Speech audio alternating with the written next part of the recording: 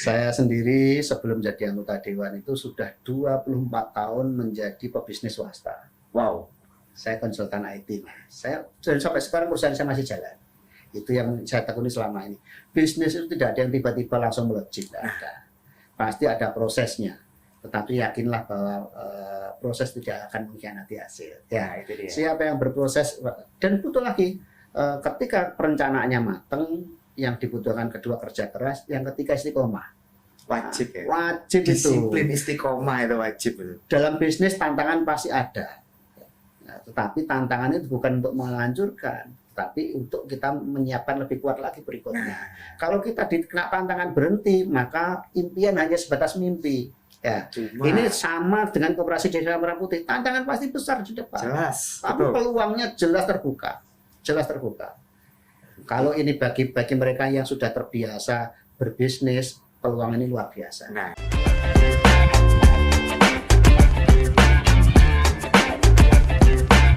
halo Emor, selamat datang di podcast Suara Rakyat sama Vandar kali ini. Dan di episode kali ini kita bakal bahas sesuatu yang rame banget. Apalagi akhir-akhir ini katanya mau digelontorkan anggaran gede ini katanya. Soal apa? Koperasi Merah Putih. Nah, langsung sama Vandar sudah ada suhunya nih, suhu Koperasi Desa Merah Putih. Selamat datang Pak Hartono. Terima kasih. Pak Hartono dari DPRD Jawa Timur, fraksi Partai Gerindra, Komisi C ya, ya. Dapil 9. Ya. Wah, ini harusnya kalau daerah situ koperasi masih banyak loh, Pak. Ya. Tapi kalau koperasi sekarang loh, Pak. Kalau kita ngomong koperasi, tadi kan kita sempat ngobrol, Pak ya. Koperasi itu masih relevan atau enggak? Padahal udah dapat jawabannya, empower belum, Pak. Nah, pripun nih, Pak? Koperasi itu masih relevan atau enggak sebenarnya? Ya sangat relevan insya Allah. Ya, selamat ketemu lagi pemirsa. Ya, kita bicara hari ini tentang Koperasi Desa Merah Putih. Ya, koperasi ini saat ini menjadi isu yang hangat lagi karena ada program dari Pak Prabowo tentang Koperasi Desa Merah Putih. Nah, ada pertanyaan dulu. Koperasi sing biyen lho Mas, terus bangkrut kabeh kok saiki ono meneh kan itu ya? Itu loh, KUD itu amblas, Pak. Amblas ya. Amblas ya, ada sih Ya. 1-2 yang survive nggak Ya. banyak tapi Kita kan. perlu telaah kembali. Dulu tuh amblas karena memang diamblaskan. Loh. Jadi Kok bisa ya? Kok bisa ini baru ini? Gimana? jadi koperasi kita sudah banyak. Memang yang bermasalah memang banyak, tapi yang eksis juga nggak sedikit gitu. Jadi kita perlu telah kembali. Kita kembali masalah koperasi ini masih relevan atau tidak? Ya, saya kira masih sangat relevan karena ini seperti apa yang disampaikan Bung Hatta ya. Koperasi itu menjadi sokong guru ekonomi nasional. Betul. Ya. Jadi ini kita seringkali bicara masalah pemerataan kesejahteraan. Ya. Tetapi kita kadang lupa sebelum bicara pemerataan yang di depannya adalah sejahtera dulu. Oh iya juga ya, benar. Pemerataan kesejahteraan. Jadi kita harus sejahtera dulu sebelum kita bicara pemerataannya. Ya. Nah, jadi artinya kita jangan hanya bicara masalah memeratakan, tapi kita pikirkan dulu bagaimana kita membuat sejahtera dulu. Oke. Lembaga yang bisa yang paling cocok untuk ini saya kira ya koperasi. Karena koperasi itu kan dari anggota ke anggota, ya dari partisipasi anggota nanti sukses untuk anggota juga. Nah itu yang mencerminkan demokrasi kita. Nah, dari rakyat untuk rakyat, koperasinya pun usahanya pun dari anggota untuk kesejahteraan anggota. Oke. Nah jadi saya kira koperasi adalah masih sangat relevan dengan kondisi saat ini. Dan Koperasi Merah Putih berusaha mengeskalasi itu, Pak ya. Ya. Dalam pertemuan sebelumnya saya pernah menyampaikan salah satu misi Pak Prabowo itu kan bagaimana menggerakkan perekonomian yang dulu berputar di kota dikembalikan ke desa. Oh, oke. Ya, salah satu yang kita harapkan bisa mengampu tugas ini adalah Koperasi Desa Merah Putih. Oh iya. Ini penting. Ada pertanyaan, kan sudah ada BUMDes Mas itu. Ya iya juga.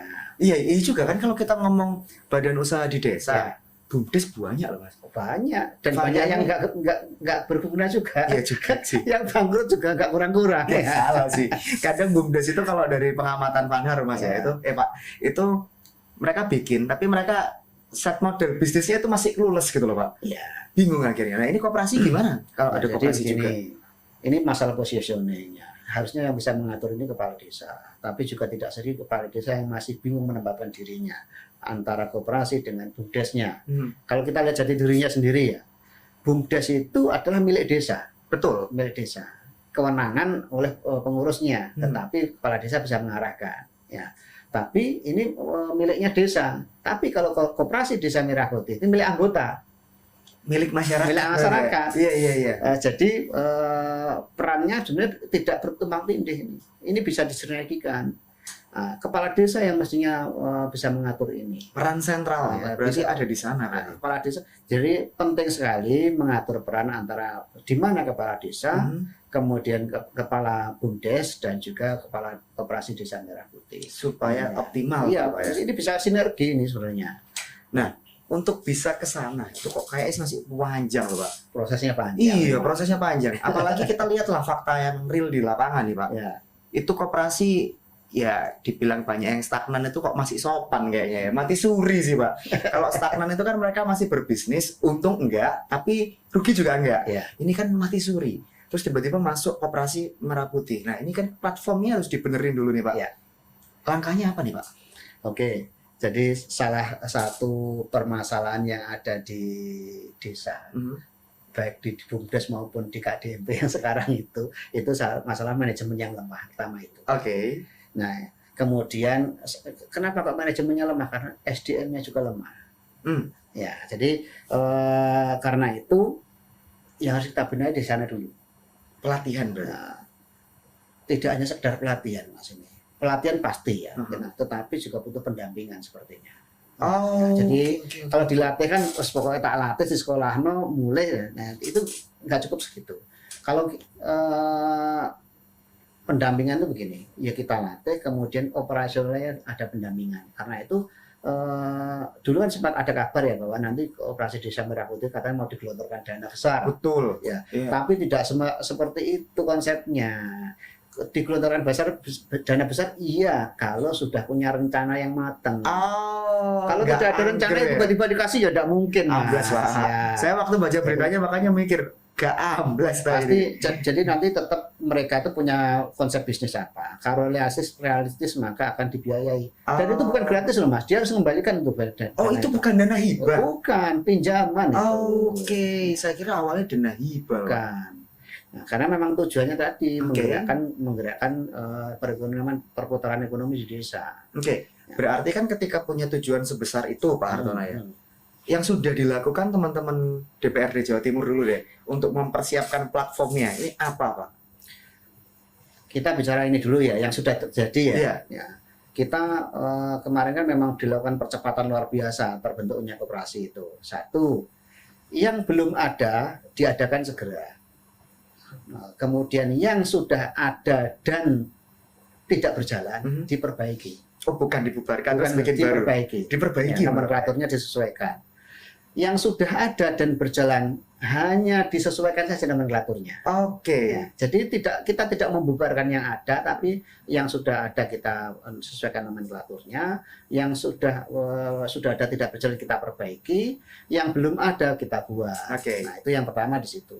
Yang kedua, kita bicara peran DPRD selama ini juga kita mendampingi di masyarakat desa tentang apa sih sepentingnya koperasi Desa Merah Putih ini, kemudian nanti tujuannya seperti apa. Kadang kan kalau informasi dari atas kan belum tentu diterima sama di desa. Itu loh Pak, karena kemampuan masing-masing berbeda. Kita membantu untuk melakukan pendekatan ini kepada masyarakat agar koperasi desa ini bisa berjalan. Saat ini mohon maaf perlu kita akui memang hampir sebagian besar belum berjalan. Hanya sebatas terbentuk. Tahap pertama Pak ya. Terbentuk. Tapi bukan berarti ini terus nggak ada gunanya. Ini memang semuanya kan berproses nah. Betul. Apalagi ini kan skala yang sangat besar, 80.000 koperasi lebih di seluruh Indonesia. Banyak loh itu. Banyak loh. Di Jawa Timur sendiri ada berapa? Belum termonitor Pak? Seluruh desa kan sudah ada semua. Sudah ada semua. Oke, berarti ini di Jawa Timur pun sudah terbentuk semua. jelas dengan berbagai macam dinamikanya Ya. loh Pak ya. Memang ya kalau dibilang aktivitas step by step dulu ya Pak Hartono ya, nggak bisa langsung mereka aktivitas ini lagi dipersiapkan dulu platformnya kali Pak ya. Ya, tadi kan saya menyampaikan salah satu problem besarnya adalah lemahnya manajemen. Yang kedua juga bicara modal. Oh, jangankan kok modal ini nanti. Kemarin untuk modal mendirikan koperasi aja itu mereka bingung modalnya dari mana untuk membuat bayar ininya, bayar apa notarisnya ini di mana? Astaga. Nah, itu jangankan modalnya, bicara pendiriannya sudah kemarin itu jadi pertanyaan. Terus yang berikutnya kadang karena ini kan kemarin diburu-buru untuk segera berdiri gitu ya. Ini belum tergambar apa yang mau dilakukan. Jadi itu perlu dibantu didampingi ya Pak ya, nggak cuma pelatihan ya. Terus yang terakhir kita bicara apapun karena untuk menyangkut lembaga desa juga harus kita siapkan birokrasinya, regulasi yang terkait dengan itu harus disiapkan juga. Ini sih. Jadi jangan sampai nanti ada lembaga di desa melibatkan kepala desa karena tidak jelasnya aturan menyebabkan permasalahan hukum di sana. Loh ya kan. Jadi memang ketika kamu baca berita soal koperasi Desa Merah Putih ada yang menurut kamu kok mek digawe tok. Memang seperti itu dulu. Tahapannya harus dilalui satu-satu ya Pak ya. Semakin seru. Kamu jangan kemana-mana deh. Tetap di podcast Suara Rakyat Power.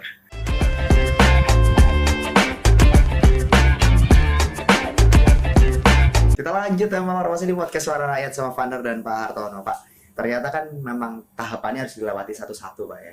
Tapi kalau kita bicara model itu kan pasti ada yang jadi role model. Iya. Ada nggak sih Pak sebenarnya contoh koperasi yang ini loh sebenarnya koperasi Desa Merah Putih itu tujuannya ini loh kayak gini loh, ada nggak sih Pak? Ada. Gimana Pak? Jadi beberapa desa itu sudah ada yang koperasinya di desa ini sangat maju sudah, bahkan sudah menguntungkan itu ada beberapa. Memang ini menjadi gagasan saya pribadi juga agar ikut mempercepat agar koperasi KDM itu bisa segera eksis. Ini perlu peran serta semua pihak, diantaranya juga anggota dewan maksudnya. Nah, saya sendiri merencanakan mencoba akan keliling menemui kepala desa, kepala koperasi, kepala bumdes, bagaimana agar ini bisa segera tumbuh di sana. Inline gitu ya. Karena sebenarnya permasalahan besarnya itu ada satu tadi saya sudah menyebut masalah lemahnya manajemen. Yang kedua itu modal. Betul. Yang ketiga masalah partisipasi aktif anggota itu yang juga lemah. Yang keempat tadi kan masalah regulasi seperti saya singgung tadi ya. Betul. Tapi kita tidak bisa menunggu terus Mas. Harus kita siapkan. Kadang kalau kita hanya memberikan pelatihan itu tidak akan tuntas. Paling cepat adalah buat role model tadi itu. Koperasi yang sudah berjalan, yang lain ayo kita ajak ke sana loh. Kan bisnis itu kan yang paling cepat kan tidak memikirkan, tiru dulu. Itu dia. Amati, tiru, modifikasi. Betul. Nah, itu kita arahkan ke sana nih ke depan. Kita akan coba nanti yang sudah berjalan di mana, kita ajaklah nanti dari desa mana yang memang berminat dan ingin tumbuh koperasinya, ayo kita tiru di sana.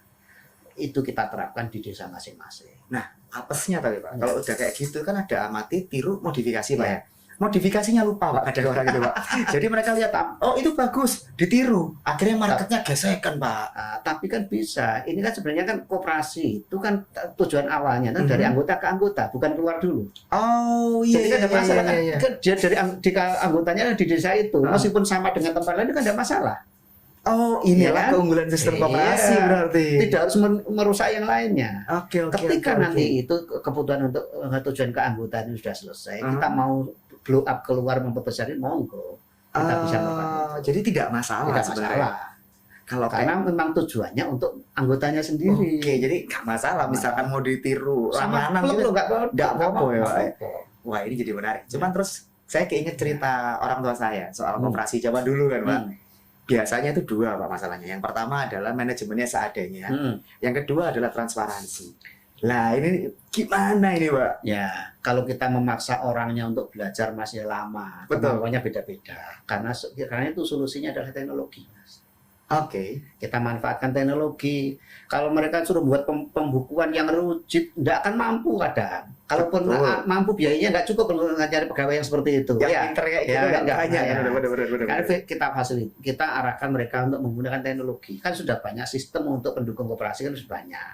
Yang penting mereka bisa input, oh kalau ada penjualan itu diinput di sini. Kalau nanti ada pembiayaan apa diinputnya di sini, ada operasi diinput di sini, sehingga nanti laporannya seperti ini. Itu kan sistem bisa memfasilitasi. Oh iya, tapi tidak jadi problem Pak ya? Harusnya, tapi sistemnya harus terverifikasi. Oke. Nah, ini sudah ada beberapa penyedia itu yang sudah terverifikasi di Kementerian Koperasi. Ini layak dipakai untuk Desa Merah Putih. Oh, berarti sebenarnya base system sudah oke Pak ya? Tinggal transfer knowledge-nya aja. Iya, ini kita arahkan ke sana. Jadi kalau memang kita susah untuk mendapatkan SDM yang mampu menjalankan itu secara manual, ya kita bantu dengan sistem. Jadi biar fokus pada inovasinya, bukan fokus pada manajemen ininya aja. Saya tadi mikir loh, kalau semuanya didigitalkan gitu kan. Terus katanya kalau buka lapangan kerja dari mananya ternyata ya, inovasinya. Nah, itu dia jawabannya. Kalau inovasinya ada, produksinya akan meningkat. Oke. Ya, jadi inovasi koperasi kan macam-macam bidang usahanya. Ada simpan pinjam, ada produksi, ada juga toserba. Ya, macam-macam ada. Bebas ya. Nah, contohnya sekarang gini. Meskipun sama-sama koperasi simpan pinjam, untuk daerah yang di sana fokusnya pada peternakan, di sini pertanian, kan implementasinya berbeda. Pasti, iya, kan? Tapi caranya kan sama. Caranya pasti akan sama, betul.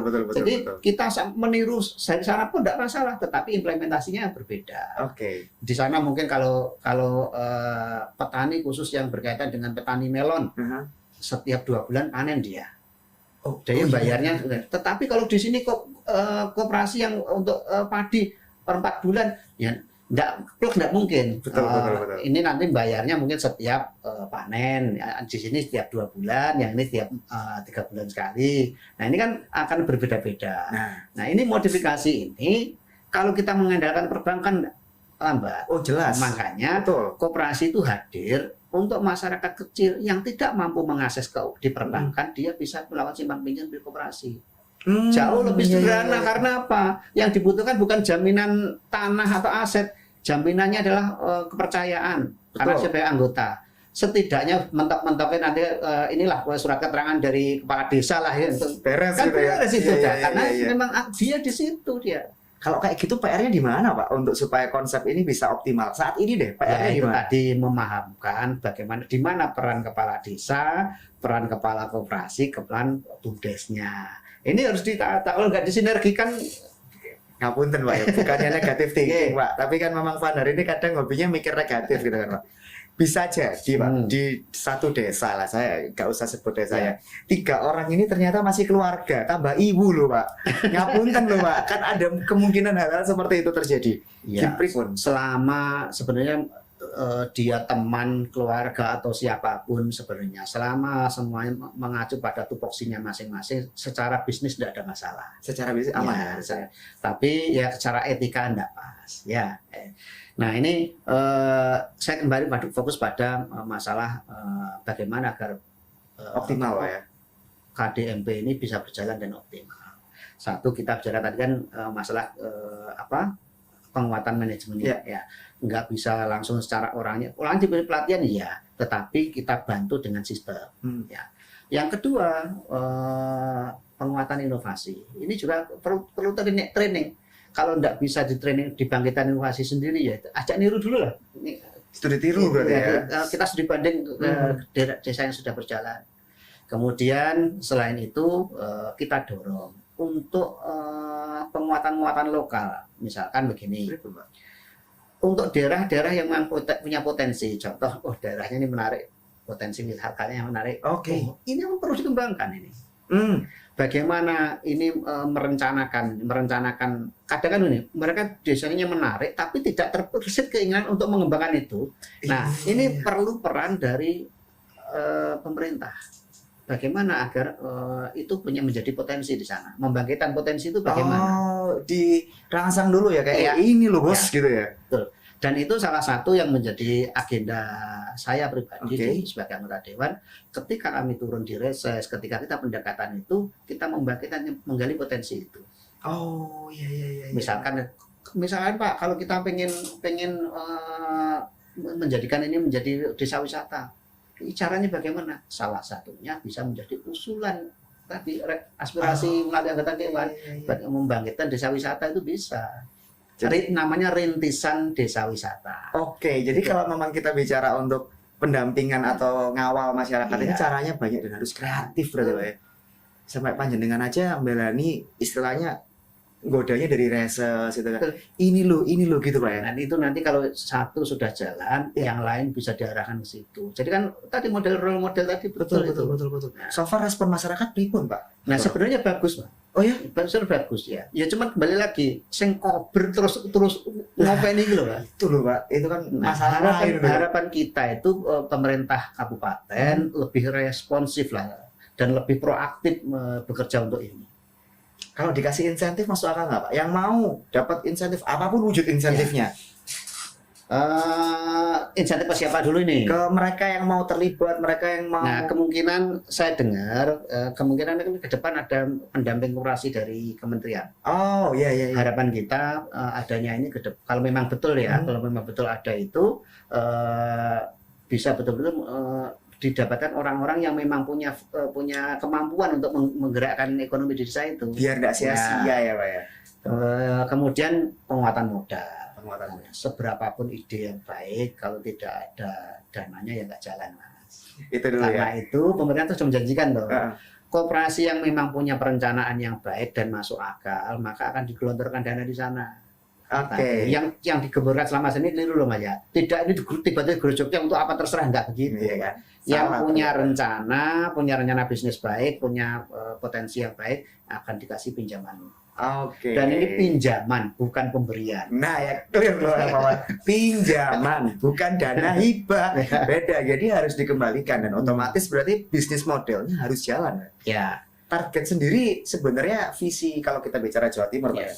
Visi teman-teman di legislatif sama eksekutif di Jawa Timur ini untuk koperasi Desa Merah Putih di Jawa Timur seperti apa targetnya? Koperasi ini kan saya kira dari dulu kan sebenarnya sama. Ini kan membangkitkan kesejahteraan dengan misi gotong royong. Itu ya. Jadi kami di Dewan DPRD Provinsi dari eksekutif saya kira ada kesepahaman yang sama bahwa ini memang perlu karena ini sudah terbentuk ya tidak bisa kita diamkan. Sudah tajam rasa ya. Karena itu harus kita dorong juga sama-sama tindak lanjutnya seperti apa. Tindak lanjut itu ya wujudnya apa? Ada alokasi anggaran ke sana. Oh, support anggaran. Iya, support anggaran. Kalau memang dari pemerintah kabupaten belum ada, kita bantu dari provinsi. Kalau dari provinsi pun belum, kita ada peran serta dari pemerintah pusat. Yang jelas setidaknya kita dari masing-masing individu anggota dewan ini saya kira punya kepedulian masing-masing di wilayahnya. Saya sendiri insya Allah dengan atau tanpa dorongan itu melihat kondisi masyarakat saya akan tergerak untuk itu. Ya, jadi memang kalau kita bicara koperasi Desa Merah Putih itu visinya luar biasa Pak. Cuman pada masih penasaran ketika visi luar biasa itu realnya effortnya bakal seperti apa. Makanya jangan kemana-mana ya Pak War. Tetap di podcast Suara Rakyat.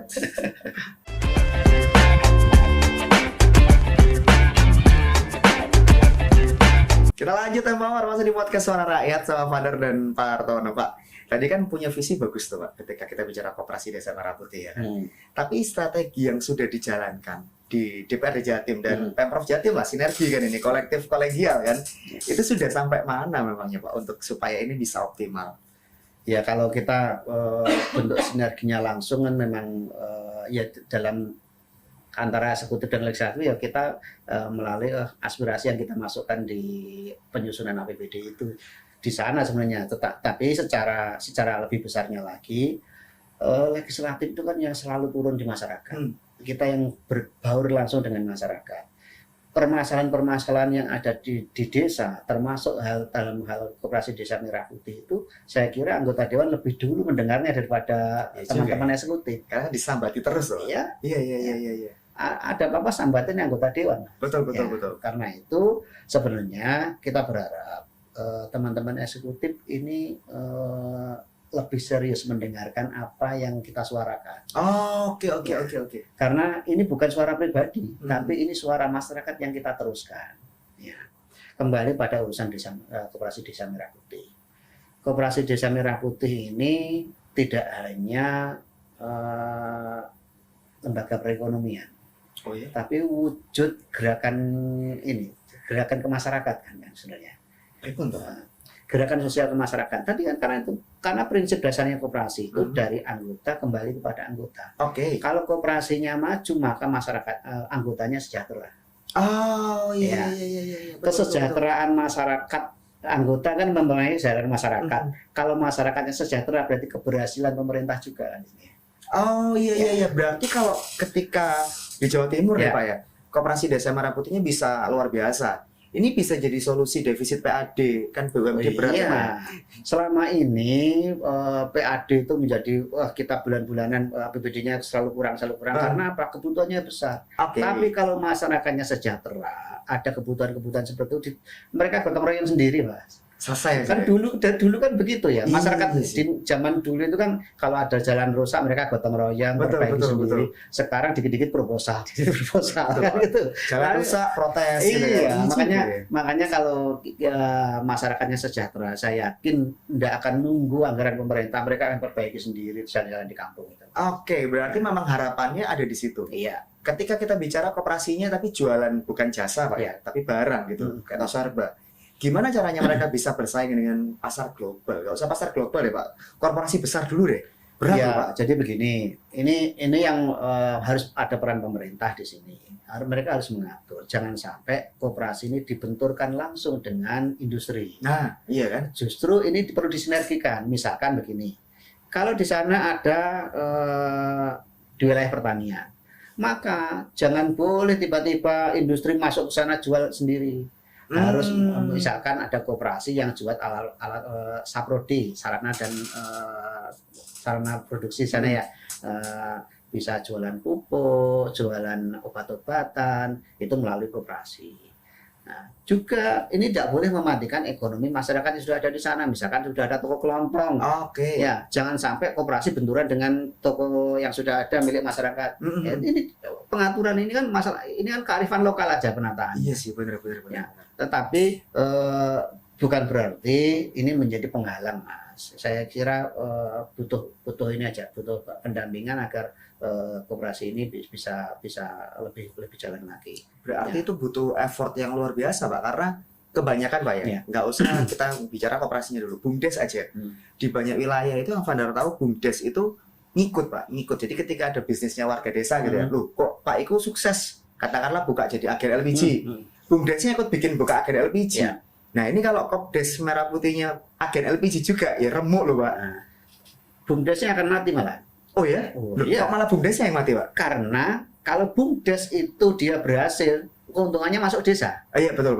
Tapi kalau Koperasi Desa Merah Putih, dia sukses kembali ke anggota. Iya. Maka pasti akan memilih ke KDMP.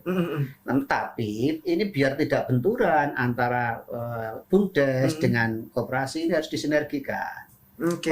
Hanya masalah pengaturan aja saya yakin ini Mas.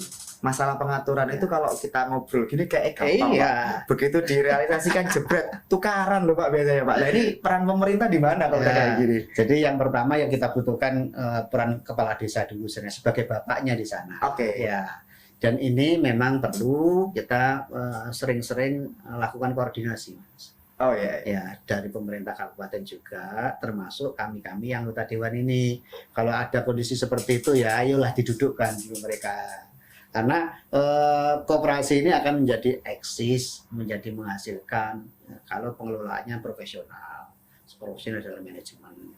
Kemudian juga tadi niru boleh, tapi harus inovatif. Ya, inovasinya jalan. Selalu bisnis apapun kalau nggak inovatif itu nunggu waktu untuk mati. Betul. Kemudian masalah modal. Oke lah di awal ini bantuan modal dari pemerintah disiapkan. Tapi harus menuju kemandirian modal. Bisa tak? Harus bisa. Insya Allah bisa. Contoh aja begini Mas. Gimana Pak? Ya. Di daerah saya itu Ngawi, Magetan, Ponorogo, daerah pertanian Mas. Betul. Ya. Masalah besar dalam pertanian salah satunya adalah satu masalah pupuk. Itu kita bisa koperasi bisa menyediakan itu. Yang masalah besar berikutnya adalah pasca panen. pembelinya. Ketika sudah panen besar, hasilnya bagus, nek nggak ada sing tuku ya nggak laku. Marketnya berarti Pak ya. Karena itu koperasi disiapkan. Koperasi yang membeli itu. Oke. Loh, nek sakmono akeh terus piye Mas? Lah. Gak mungkin ini. Makanya ke depan ini sepertinya ada rencana nanti koperasi itu punya pengering gabah. Oh, Mereka dikeringkan di sana, nanti diolah oleh desa tersebut. Mereka desa koperasi yang menjual hasilnya nanti. Jadi nggak jual barang mentah berarti Pak ya. Itu mungkin Pak tadi Pak. Sangat memungkinkan. Oh iya sih, jadi nanti koperasi itu bisa keluarnya barang jadi, either beras atau mungkin buka restoran. Minimal gitu ya. begini loh Mas. Minimal sekarang kan ada dapur MBG Mas. Oh iya juga, benar. Boleh Pak. Memang dapur MBG itu tidak boleh beli perseorangan, harus lembaga belinya. Oh. Tujuannya apa? Biar dia tidak beli sendiri kemana-mana, dia bisa memberdayakan lembaga yang ada, koperasi yang di sana. Oke, berarti sebenarnya ini program dari Presiden Prabowo itu connect berarti Pak ya? Connect semua. Dapur nanti penyedianya koperasi. Iya. Koperasi memberikan modal kepada anggotanya untuk memproduksi. Produksinya diambil koperasi menjual kepada dapur. Oh, Mas. ini kalau nggak ketemu Pak Hartono nggak paham Pak Grandma. Ternyata dia connect ya, cuman tapi memang butuh effort luar biasa. Betul. Ini butuh effort besar. Betul. Karena kan ini kan konsep yang baru jalan setahun belum loh Pak. Jadi memang kita masih kaget ya. Kita masih ngelihat kayak terima informasinya belum utuh. Kita yang dapur MBG itu dalam 8 bulan sudah melayani 25 juta siswa. Itu luar biasa. Iya sih. 25 juta siswa. Kemudian koperasi desa Merah Putih baru berapa lama Mas? 6 bulan belum mereka ya? Belum lama kan? Belum. Karena itu ini perlu kita dorong sendiri. Saya sendiri melalui tim saya, ini menggerakkan sendiri, kita mencoba untuk membuka ternak lele, kemudian ternak bebek.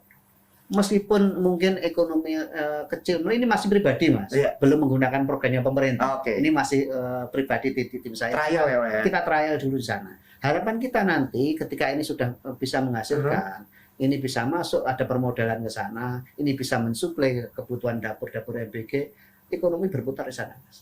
Oh, oke. Jadi memang prosesnya harus gini dulu. Iya, Mas. Gak nyangka. Nggak ada tiba-tiba orang jadi kaya, kalau kaya semua hadiah cuma kalau gampang itu hadiah dipasangin tadi. Sama mie instan guys saya. Ini kalau nggak ketemu Pak Hartono hari ini Fadar nggak paham kalau ternyata kaitannya Kopdes Merah Putih sampai ke MBG dan connected dan membuka peluang beneran loh Pak. Betul. Ini bayangkan loh Mas, satu hari satu dapur itu memasak 3.000 porsi. Wow.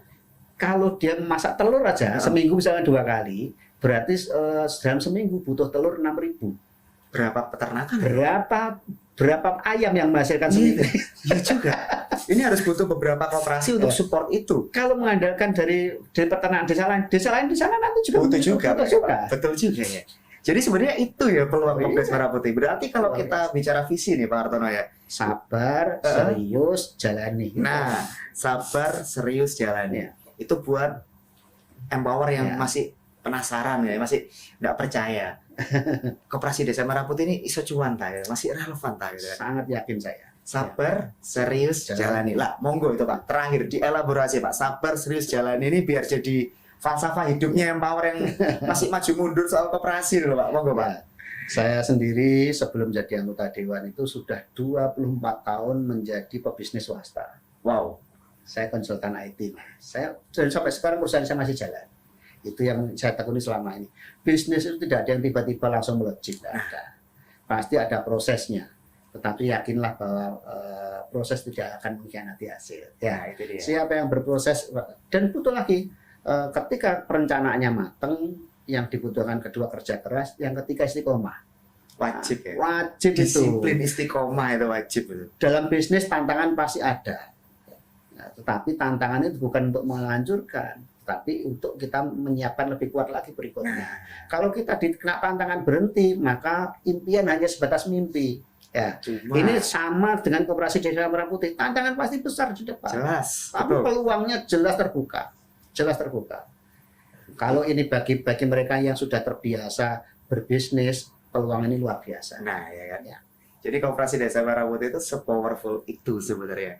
Insight yang luar biasa loh Pak Eri. Ini butuh butuh anak-anak muda ini. Nah, ya kan? Ya. Kamu empower, Ya. butuh kamu nih, butuh kamu semua Anak-anak nih. muda yang pemikirannya biasanya off of the box ya. Ya, itu dia. Ini Aneh-aneh, Pak. butuh kreativitas kalian semua. Nek wis tua-tua seperti saya ini kan hanya menjalankannya biasanya begini. Nah, tapi hal-hal yang baru ini biasanya dari anak-anak muda Nah, munculnya.